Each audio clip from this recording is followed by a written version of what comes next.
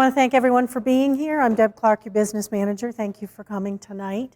We're being recorded, so if we start to speak, if you could stand up and introduce yourself when you have questions or when you have comments, that would be great. Then anybody watching will know where we're going. Welcome to the FY21 Lamoille North Modified Unified Union School District Budget Information Meeting. The FY21 budget information is included in the annual report. There's additional reports available here. Notice of the report availability was mailed to district households on January 9th. This year we used postcard notification. At last year's annual meeting, we voted to use postcard notification. By doing this, we saved $5,200 this year. Next year, we anticipate not having to print as many reports either, so there'll be some additional savings next year. The report is available upon request at the Supervisory Union Central Office, at your town clerk's offices, and at LamoilleNorthSupervisoryUnion.org, LNSU.org.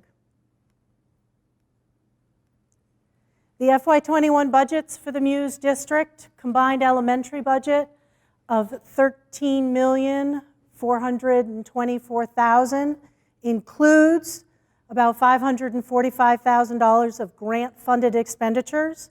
This comes down to a combined ed spending of $12,023,000, or a per equalized pupil spending of $18,278. The combined secondary budget of $14,707,000 gives us a combined ed spending of $13,573,000, or a per equalized pupil spending of $16,759. Technical center budget of $3,259,000.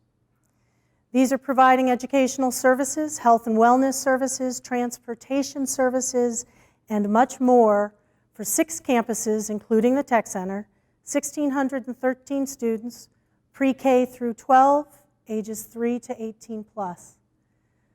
At the elementary level, there's after-school programming participation, 80% at Eden, Hyde Park up about 5% to 49%, Johnson up 2% to 63% of Johnson participating, and the Waterville Belvedere students are participating at a 92% rate in the after-school programming. Extra programming opportunities include, but aren't limited to, dance programs, outdoor education programs, Lego robotics, maker spaces, Junior Iron Chef is now going on at Waterville, MedTrek, computer shop, literary magazine, gardening, music, art and performing arts, student clubs, athletics, student council, international studies, and significant community use of all the facilities. Our facilities are community centers for many of our towns. We found, you'll see in this budget, and definitely in the current year, we found in FY19 when we tried to cut some of our facilities expense and cost, that the inability during the winter to guarantee plowing and shoveling and sanding on weekends and evenings definitely hindered some of that community use. We heard from community members and expenses were added back, both FY19 to FY20, and there's continued support for community use in FY21. The elementary expenses for FY21, board approved on January 13th, are at $13,424,000. That's a $683,000 increase, or a 5.35% increase. The elementary revenues are also going up about $62,000, or 4.66%. The key budget drivers at the elementary school, the non-grant budget drivers, grant expenses are offset by grant revenues. They have a zero impact on your tax rates. The non-grant budget drivers come to $636,000 roughly. And we look at them by object code, or object being the type of expense, salaries, benefits, assessments, purchased services, the cost of debt. Electricity and property insurance we see are going up quite a bit, especially in Hyde Park for electricity. The after-school programs. Grant funding is changing in the after-school programs, so we're putting more into our budget. And some other general miscellaneous equipment, supplies, expenses, all coming to non-grant expense increase of 5.19%.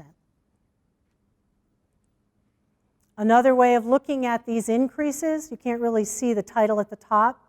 This pie chart represents the increases, the changes to the budget. Salaries, as most budgets, salaries are majority of every budget. You can see that for the elementary schools, the changes in salaries account for 43% of that 636,000. However, we have this new category down here, and these are items that are out of the district's direct control. At our annual meeting, there was quite a bit of discussion about these expenditures. I think it's relatively new to look at it this way, but these expenditures, quite literally, are not within the district's direct control. Healthcare, health insurance, is now a statewide plan. It's not district by district. Premiums for that health insurance is requested right now at the state to go up 13%. The State Regulatory Compliance Board hasn't voted on that yet or decided on that. In fact, they kicked it back to the insurance company and said, "Are you sure that's enough?" We have Vermont State Teachers' Retirement Contributions. Again, this is a mandatory contribution by all school districts.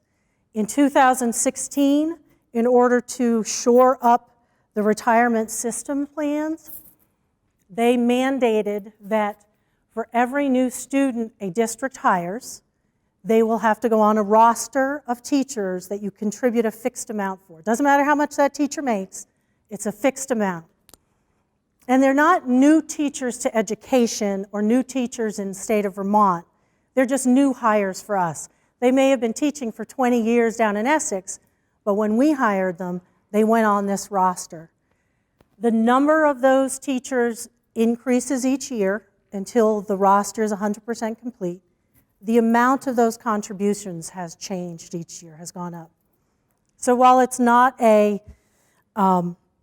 it's not changing on a, what's the word I'm looking for?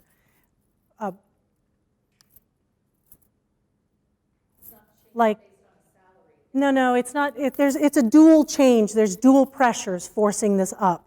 It's not just an increase coming from the state or additional people coming on the roster. It's both those going up.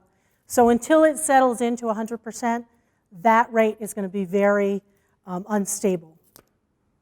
In addition, property insurances have gone up about 11%. And electricity, Hyde Park, which is our biggest campus here, Hyde Park Elementary and the central office, they've asked for an 15% rate hike.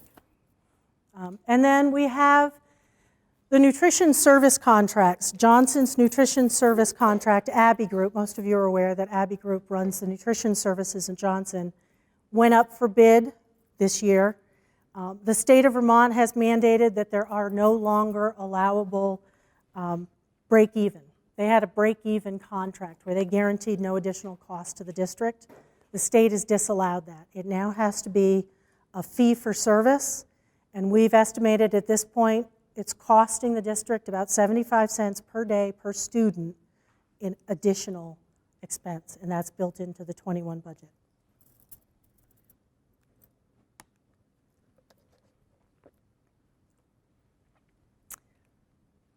The non-grant budget drivers by function, same budget, same $636,000. Function are sort of the areas or departments. 1100 and 1200 is your direct instruction in special ed or general ed. 2100 is your guidance and health services. FY20 is a new year, whereas the first year on a newly mandated chart of accounts, accounting chart of accounts down from the state. There's a new code in the 2100, and we'll discuss it a little bit later, but I had a question come to me about this 2190. What is this 2190? Other support services that we're seeing added. That is quite literally, it's the planning room and other support services, but it's the planning room. So we've broken out in FY21 planning room expenses from what used to be a 2120 line item. And I've got more detail about that. 2400 is your principal's office.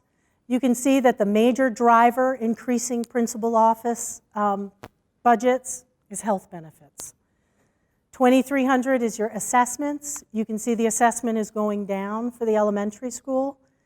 There's two components. There's a general expenses and there's special ed expenses at the supervisory union.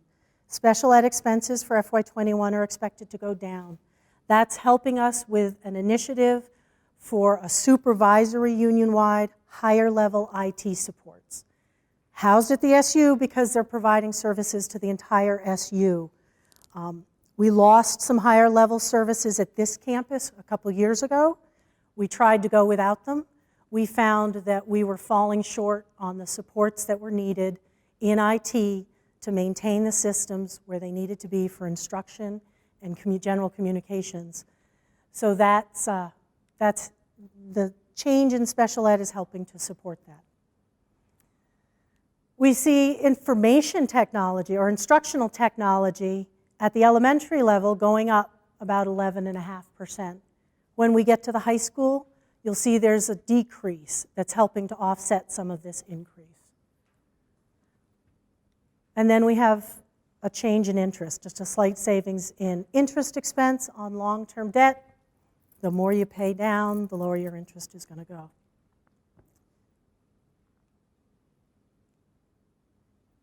Oh, I wanted to point out one more thing on this. This 3,200 is your after school. It's called community use. It's always been there. Quite often, after school supports have been buried, this is in the past, have been buried under different funding reports, so it isn't always showing the way it's showing this year. In order to increase transparency on that line item, I've just put it in here, so it looks a little odd. But additionally, we're losing some, I mentioned this earlier, we're losing some of the grant support. So we have to add this in. There's two ways to increase local contributions. Fees and add it to the general expense budget. Increasing fees starts to limit access to some of the students, a lot of the students that take advantage of this after-school programs. Any questions yet on the elementary level? So at the middle school, high school expenses for FY21, again, board approved on January 13th. We're looking at $14,707,000 for a $707,000 increase or a 5.05% increase. Revenues also, thankfully, are going up by about $74,000 or 6.97%. Again, looking at these budget drivers by object code, we can see our salaries, our benefits, the assessment, purchase services. We have tech ed and we have some tuition here that we haven't had to deal with. Some outside tuition to some of our partner agencies that we haven't had to deal with in the last few years. We expect a student who's coming up and coming into our 8th grade or 9th grade is going to need these services.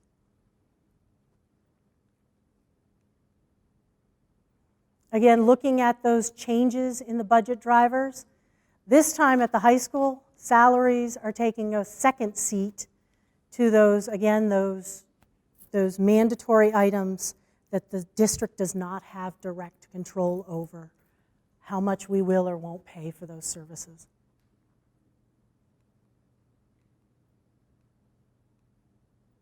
Again, looking at them by function, here's where you can see the technology budget dropping a little bit, which is helping to fund initiatives at the elementary school. You can see additions being brought back and how the electricity, the property insurance are impacting the secondary budget more than they were impacting the primary school budgets. Again, health benefits seem to be driving the principal's office at the secondary schools.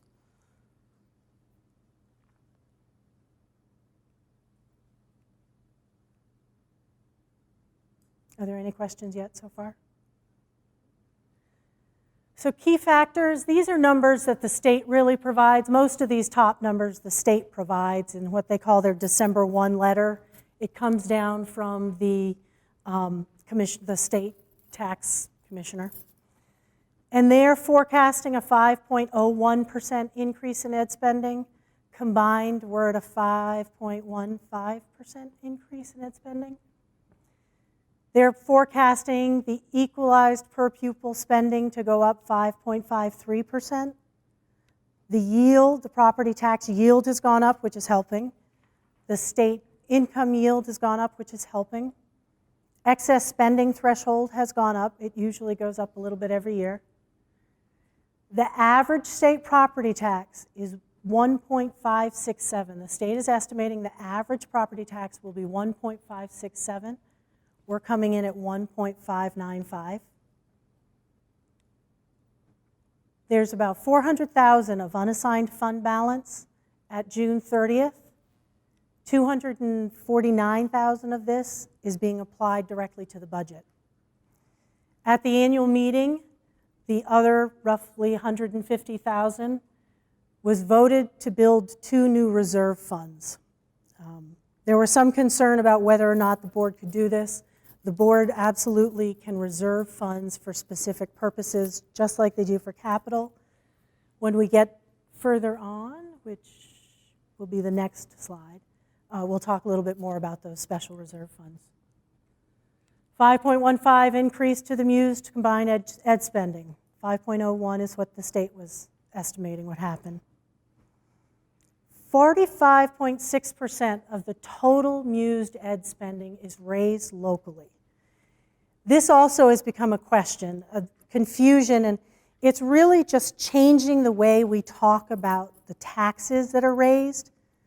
Education taxes are all state taxes. They're collected locally because our town clerks are set up to collect taxes. It is a state tax, not a local tax. Some towns pay more than 100% of their budgets through taxes. Other towns pay less. The MUUSD towns combined actually raise about 45.6% of the total budget needs for the elementaries and secondaries, which basically comes down to if we're to cut every dollar of a budget reduction would cost the district 54.4 cents of other state supports, non-local taxes. Again, it's not a local tax rate, it's a state tax rate. But we get, and the town clerks get something called a cash flow statement that basically the state says, we expect you to raise X number of dollars, the rest of them will come directly from the state. And instead of sending us, the state, this money so we can send it back to the schools, just send it directly to the schools. So for years, and before it was merged, it really felt like local, local, local, local. In fact, it's been a state tax for decades. With merging, it's just becoming clearer that it really is statewide. 38.86% of the combined 1.339 increase in ed spending is due to increases to those unavoidable costs. Combined, it's a 38.86%, and those are the health premiums, the electricity, everything we've talked about. Without those changes, if we could say we're not going to pay any more for any of these services, it would save us about $40 per 100,000 of property value. 73% of modified unified school district town households receive tax reduction benefits through the income sensitivity calculation. 2 cents of the tax rate increase is because the Act 46 incentive rate will be in its last year. It's been going down 2 cents each year since the merger for fiscal 18. Fiscal 21 will be the last year the incentive rate exists, so in 22 will be the last year we see a decrease. And that accounts for about $20 of the $75 per $100,000 of property value we're seeing. $62,893 is the additional bond cost for the high school, which accounts for about $1.80 of the $75 increase we're seeing.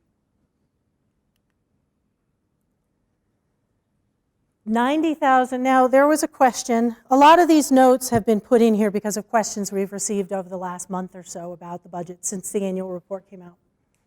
There was a question at the annual meeting about what we said the bonds would cost us in August when we were doing our bond information meetings versus what we're showing today or at the annual meeting. What was reported, first of all, in August was everybody. What's being shown so far doesn't include the GMTCC bond debt. What was shown in August included GMTCC, this one isn't. But we also said about $111,000 extra dollars would be the additional cost. That's what we thought in August. We now, with new information from the bond bank, think it's about $91,000 increase in FY21. There's a 1.67% decrease in the SU assessment. The new chart of accounts, I touched on this. This example directly addresses the question about this 9120 other support services. There is, when you combine 9120 with 2120, about a $52,000 increase in those services. This year, we've identified a need for those additional support services. These are students that really need a lot of help, but they don't qualify under special ed. The different criteria that actually puts them in a special ed category versus just needing a lot of additional supports through the general ed budget. 32% decrease in district-wide truancy rates can, I think, be very closely directly, if not directly related, to these new supports. These decreases in truancy rates allow more students, or having more students continue to come to school and stay in school. $32,000 is added to the after-school program in response to changes in grant funding. After-school supports have always been reported under community use, but have often been lost in different funding reports. So again, at the annual meeting, there was a little confusion about grant funding and not grant funding. So our after-school programs are grant funded, only partially grant funded. They're also funded through fees, and they've been funded through general fund tax raised dollars. The hope is that by changing the way we're reporting them to you going forward, this should be more transparent year to year to year. There'll be one more small change to the chart of accounts in FY22, but it shouldn't be drastic. For objects and function codes should remain the same. Right now, they're not telling us they're changing that. And finally, these two reserve funds. So HRAs, health reimbursement accounts, were new to the district mid-FY18, early 19, FY19. So we had no utilization information. We had no history on how much of these funds people would use or wouldn't use. So it was budgeted at 100%. We collected 100% of what we would need if everybody used all of their HRA that they're entitled to. At the end of FY19, we now had utilization rates, and employees were utilizing their HRA benefit at about 80%. So these two amounts directly relate to funds that were raised to support HRA expenses. These are funds that have already been raised and not used for HRA expenses. Now we're going forward and estimating our HRA expenses year after year at 80%, or whatever the utilization was 12 months ago. These reserves will help us offset if we say we're estimating at 80% and it comes back at 90% utilization. Or 1 year it spikes to 100% utilization. Similar to capital costs, felt like my wire was falling. Similar to capital expenses, boilers explode. We suddenly have to come up with $50,000 to fix it. We have a capital fund that helps protect the district from those peaks so that going into a subsequent fiscal year, we don't have to pay back a deficit.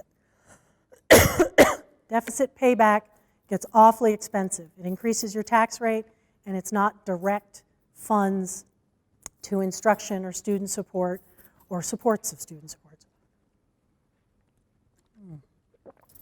I've been thinking the last week or two about the layers of people involved. There's a lot of people helping support our students. There's direct instruction. There's people to support that direct instruction. There's people in order to make sure we're in compliance for all the employment. There's people making sure the facilities stay standing and don't fall down around us. It's complex. And our budgets, we start in October building these budgets. It takes a long time. We have a finance and capital committee that meets regularly during the budget season. They're all open meetings.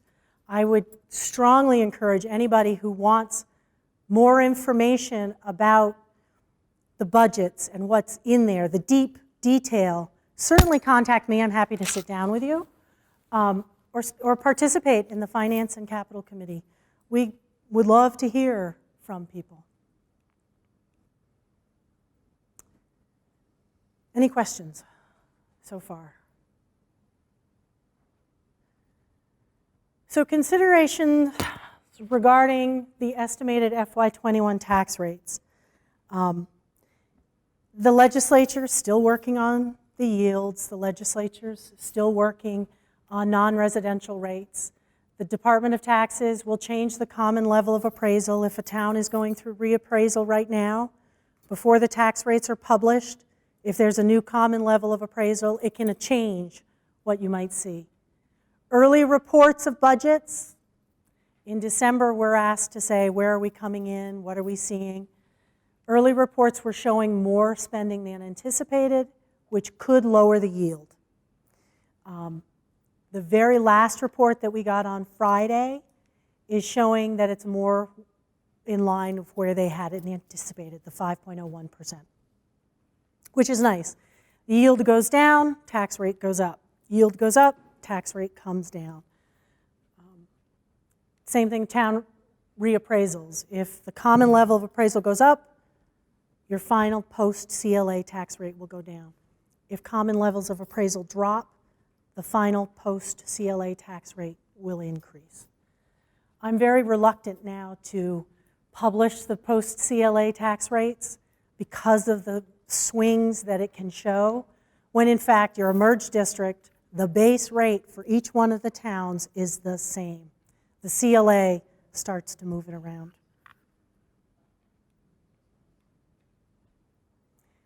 So we have our equalized pupil numbers from the state.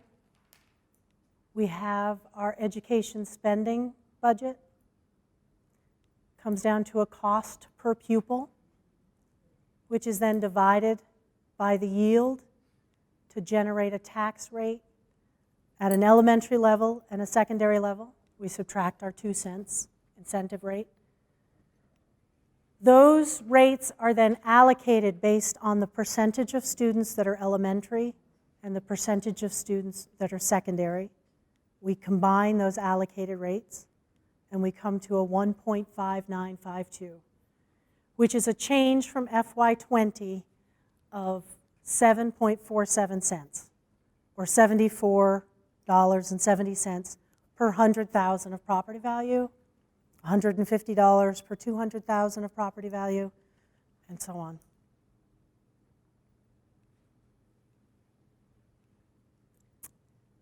Combined ed spending of $25,600,000, or 5.15% increase. Our elementary equalized pupils dropped by about 18.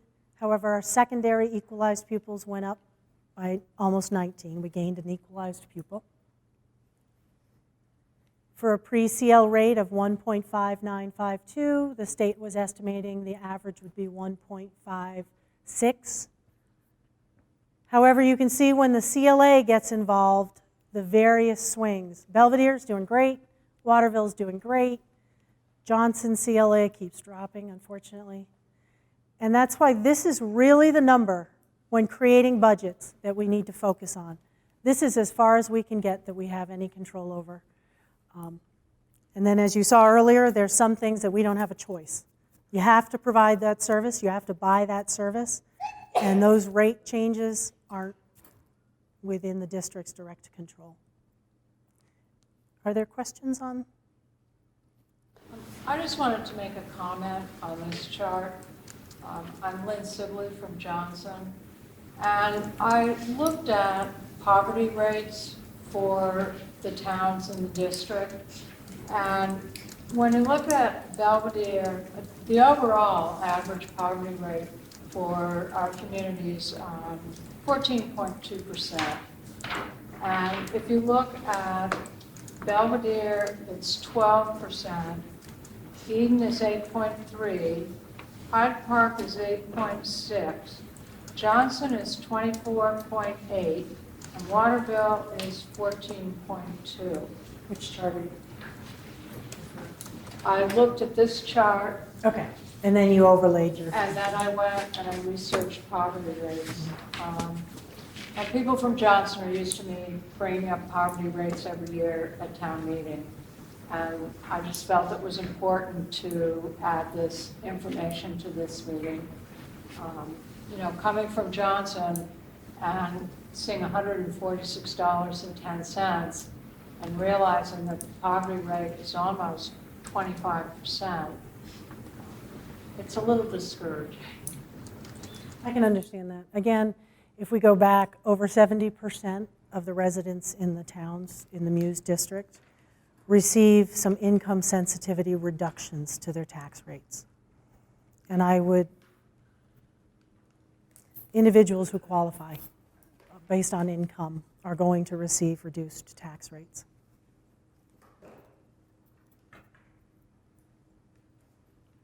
Any other questions or comments? So we'll move on to the Tech Center. GMTCC mission is to promote the mastery of essential academic skills, technical skills, and employability skills for secondary and adult students to be successful in the workforce and to continue professional learning. Budget notables, there was responsibility changes at the administrative level, allowing for reduction at the assistant director position will be gone. The adult education and co-op coordinator positions will be merged. Funds have been added back to the budget to support general program activities to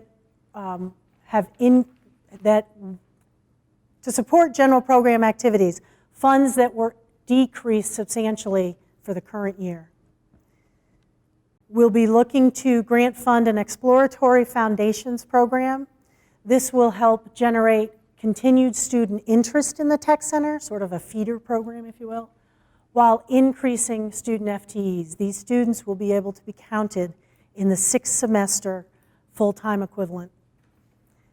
And this year, you'll see a 0.87% increase in expenses has equated to a $682 decrease in the per pupil tuition, thanks to modest increases in the 6th semester average FTE and increases in the state tuition assistance.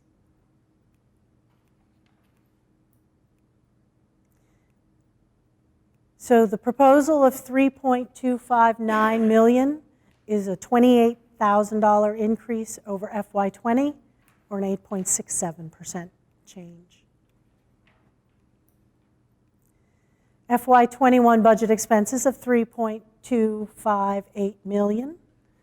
21 expected revenues of $2,078,000 leaves us with $1,180,000 to be raised through tuition, divided by the 6th semester average full-time equivalency of 129, gives us a FY21 per pupil tuition of $91.43. This is what the sending schools pay per student. The state pays a $10,562 basic education grant and a $10,562 supplemental assistance grant. Excuse me, at an 87% rate and a 35% rate, leading to $12,800, $900 over the total cost of each student's attendance, which has allowed for this $682 increase by this cost of the sending schools. We also can see our modest increases happening. We went from a high of 138 students across the 6-semester average down to a low of 122 students across the 6-semester average. We're slowly climbing back up there.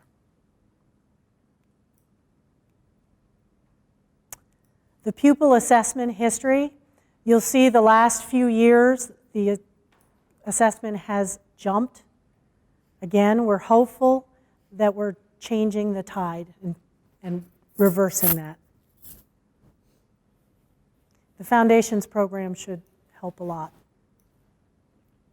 Questions about Tech Center and how it works? Thank you for coming out and listening, and please vote on March 3rd. And again, if there's questions, if you leave here and you say, wait a minute, what did you say? Don't hesitate to contact us, really. I would love for you to have more knowledge behind it. We just can't show 80 pages of detail. I don't want to ask 80 pages. Perhaps I misunderstood, but I thought this was a place to ask a number of questions. I had a comment, but I had a number of questions, and I can see that some people would like to leave, and I don't know if I should have a private session with someone and maybe clarify things. You can ask, and if I need to sit down with more detail in front of me, we'll arrange a time to meet. But go ahead and start. I guess one of my questions is, and it relates to the pie charts that I see, and at times I'm really confused with the pie charts because I look at them and I see how there's such a large expense in salaries. And I think most people look at these salaries and assume that they're all teacher salaries. My assumption is they're instructional assistant salaries, they are support staff salaries, they're the individuals who take care of the facilities, they're administrative assistants, and I had some questions about where central offices expenses show up in these pie charts. When I added up the, I hope I have the right numbers here. Let's see if I can get back there without. But when I added up the central office expenses for both the elementary and secondary level, I got $1,135,753. So let me see if I can get to where you're looking at. Are you looking in the annual report? Yes, I use the annual report, and I also use a handout that was given out last Monday. Okay. So the assessment, these two slices here are the central office.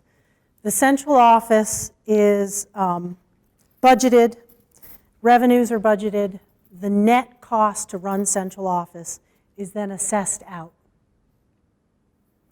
And that's in your annual report, I think under central administration and special ed assessment. On page 23, 24, on page 24. Sorry. Central Administration 2320 line, Yep, 58261, or 660. correct. That is for the elementary and the other one. Yep, and then the special ed Page assessment. 27. Special ed assessment is 2490. Right, I'm not talking about the special ed assessment. So that's part of central office. I understand that. Okay.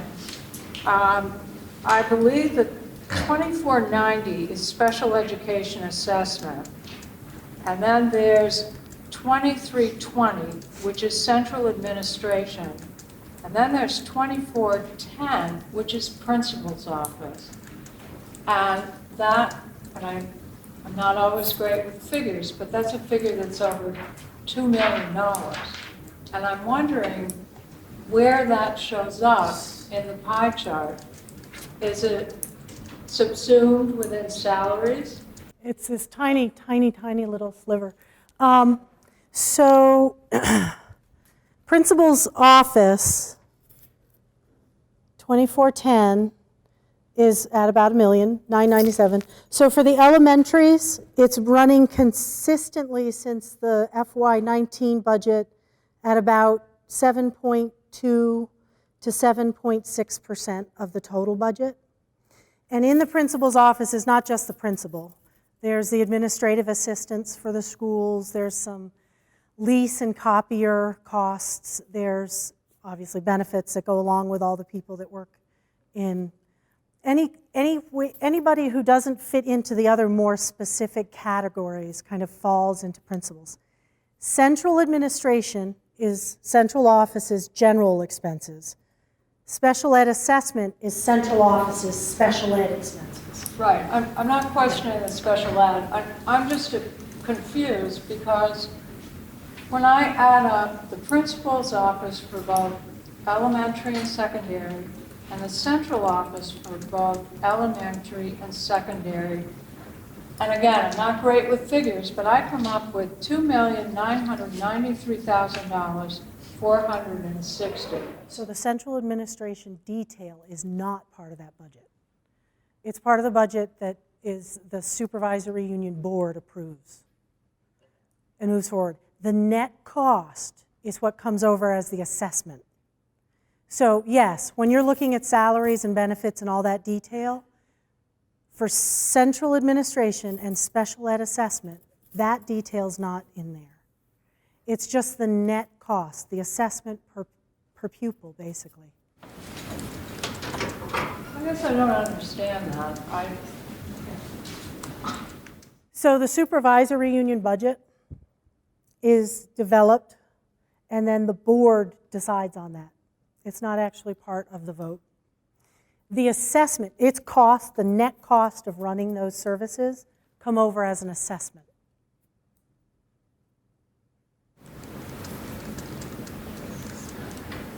So my question again, and I'm not understanding you, I apologize, but where do we get a breakdown of central office? So that I can provide to you, if you would like a copy of the central office budget. And the principal's offices? The principal's office is here, and it's rolled into those salaries and benefits and everything else. That's included. If you want the detail for that, I can get you it. I think perhaps next year it might be more helpful if within salaries, there's more explanation on everybody who's in those salaries so that people understand that this is encompassing a large number of salaries, including central office and principal's office. So the information that was, I don't know if you saw the letter to the editor.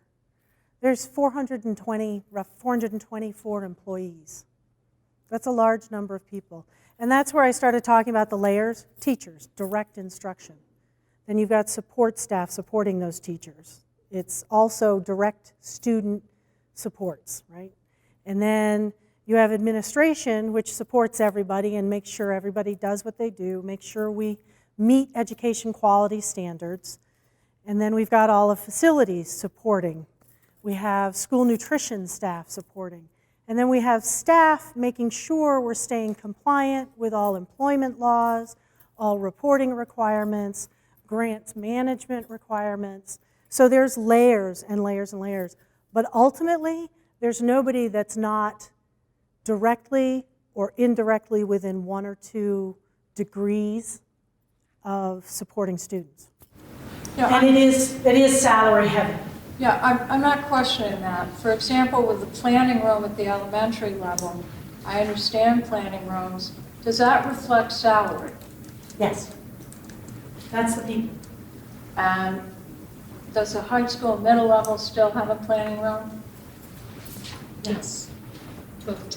Okay, so So the 2190 code is new. I'm guessing all of our planning rooms haven't really been broken out of 2120. Over time, the new chart of accounts will be used differently. I know in Cambridge, ours used to be in the guidance line. 2120. Yeah.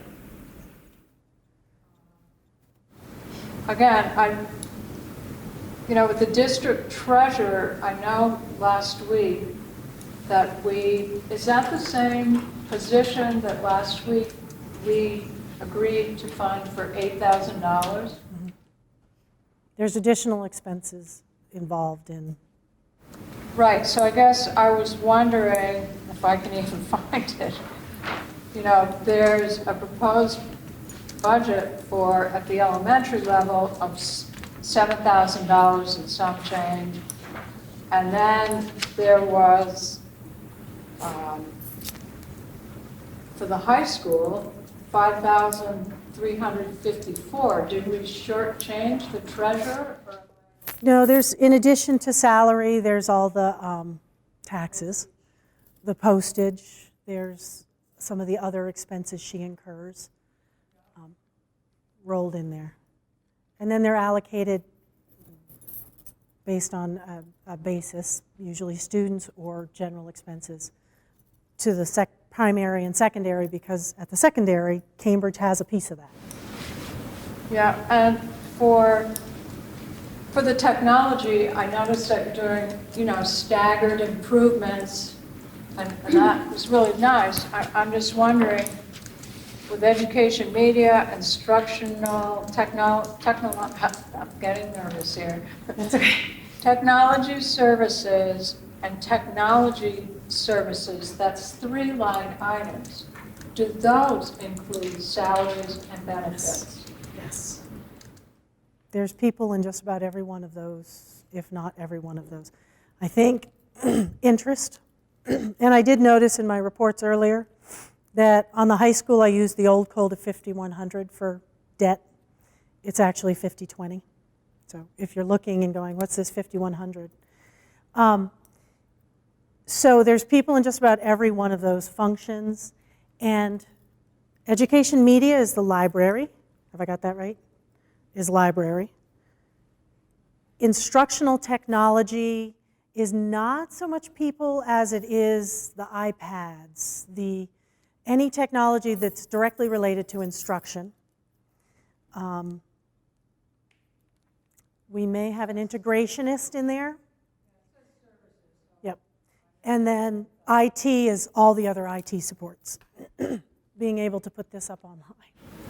Yeah, I guess my last question, and then I'll yield the floor, is I was wondering about attorney fees. There was a line, I believe, in the elementary budget, or it could have been the high school one, for $2,000. And I was wondering, is that all the district spends on legal advice? Or is there another spot? Is someone on the board an attorney that can give advice? Or is that something that the Board of Education provides? I'm not sure what the Board of Education does. So we get legal advice. So that legal line is if we're sued. It's direct legal representation if there's a major issue.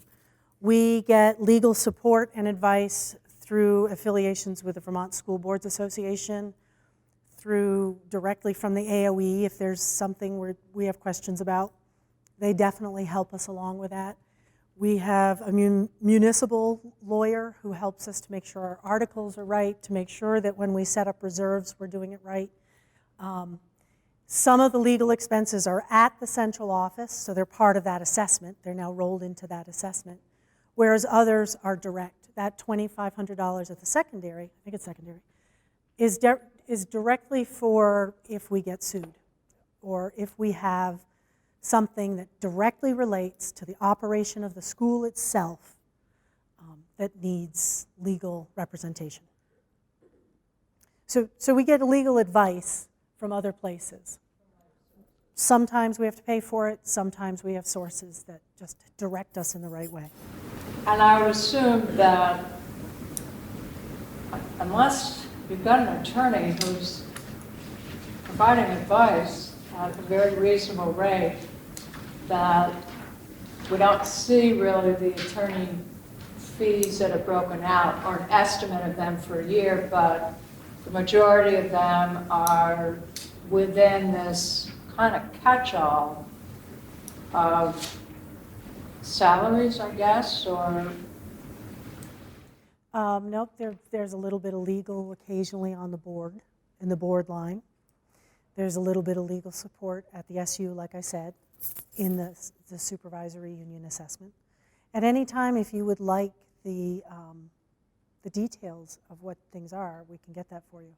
We actually have very little legal expense because a lot of the supports we get come from being members of organizations like the Vermont School Boards Association. The AOE is hugely supportive of us, and, well, they're paid through from everybody's taxes. Special ed legal advice, Jen is great at knowing the law, and yes, one of the things we're very careful with in administration is making sure we have our bases covered, making sure we're not exposed. When we are exposed, we do everything we can to respond appropriately and according to the law. We're a municipality, just like any town. We have to make sure we're not exposing everybody to a huge unexpected cost. And we do a lot of that by making sure that when we put our articles up, they're right. I just wanted to ask, and it goes along with Ms. Selby's question, when there's renegotiating for the salaries and the increase, is that from the board of directors or who? How does that happen? The school board association helps us with that? Oh, advice on it? Well, I mean, when you're in negotiations with the teachers union. No, the board, your board of directors, has a committee that works to negotiate. Right, but isn't there some kind of a legal person that's If we helping need us? legal advice, we seek it out, Okay, but not so every that comes single out of time. that line? It may. It may be VSBA support. It may be any of the things that we need legal help on, we go to VSBA first, or we go to the AOE first. If we need specific help, we have, like I said, a lawyer who specializes in municipal law. We have lawyers that specialize in employment law. We have lawyers that specialize in special ed law. Yeah. I would say that our first call is to the VSBA and the AOE, because the AOE has attorneys, the VSBA can direct us, and they have legal counsel. Often, they will say, I think this is the answer. You need to call someone whose specialty is X. So, for example, we will use, if there are issues of, let's say, Act 46 issues, we will call Paul Giuliani. If we have questions about our negotiations, we might call someone else who has a lot of history with that. We do look at hourly, what we're ending up paying hourly, and those decisions are made with board chairs and on our negotiating committee if we need legal counsel. That is with the board negotiating council. So we think a lot and look for the experts we can find, but we always start with the free legal service it's not free, but because of our membership. Well, thank you for your time. Yeah, sorry, I guess Kat summed it up much more succinctly. Thank you for your questions. I think it's important. And again, if you want to come and sit with me on detail, I'm happy to share with you. She loves to talk numbers. I do. I am a numbers geek. This isn't my... If you talked about the increase we're seeing in pre-K and in the tech center, did you touch on that? I may No, I didn't. It didn't come up. We have a lot of things to be positive about. We have heard that our greatest growing industries are in the trades. And our tech center this year, and I would say that it's largely as a result of our new director and how much he believes in outreach, we have more applications this year than we've had in the past 5 years. That is huge. One of our big pushes is to make tech center opportunities available to all children. Some of those programs have age restrictions, and 16 is the, I think that's the standard. But we are looking into a foundations program that will provide information about all of our programs to our children who come in to middle school. So that's a first, and it's a wonderful thing. The other thing we hear about often is that we have declining enrollment. Enrollment, has ebbs and flows. However, we have more pre-K students, I think it's 174 this year, which is up over the last 3 years, considerably up. So what does that mean? If those children stay in our world, they will likely come to our schools. And that's a wonderful thing. So we may not be facing what others seem to be facing in parts of the state and actually parts of the world. So, and I want to go back to something else because the truancy rate piece is huge. We have had a long-standing history of increasing truancy. Our children have needs that sometimes are very difficult to meet when we don't have them in school to see them. So we've worked really hard, all of us, the board, our committees, our teachers, our guidance folks, everyone, to help reduce those truancy rates. Good news, and then some unintended consequences. The good news is we have more and more children coming to school and staying into the after-school programming or co-curriculars or other activities. The challenge is that those children are coming in with they're coming in with increased need for our support. So we have a mandate, an ethical and a moral mandate to meet those needs. So we are doing so. That's kind of what I wanted to say. I just wanted to say also, Kat, just to build on what you were saying about outreach for the tech center, something new, at least at Johnson Elementary, is this makerspace Yes. that's developed, and that has just been incredible. Like, my daughter, who's more of an artist, goes towards the arts, is just loving the science hands-on curriculum going on in the makerspace, and I think that's just great exposure again, and exposure that, she doesn't even really get that much at home, to be honest with you. That is her, she's thinking about other things now, different career options, and I think that's a great foundation to build right at the elementary school level. And then, when they hear tech center and the programs that that this space offers, it won't be brand new, exactly something that they've already had exposure to. So I think that's a great Thank thing. you for that comment. Yeah, no, it's been awesome. There's a lot of good initiatives going on that help engage our students and keep them engaged and show them opportunities, show them different opportunities that they can have. They don't have to go down this one track. There's multiples. Thank you. Thank you for hanging in there.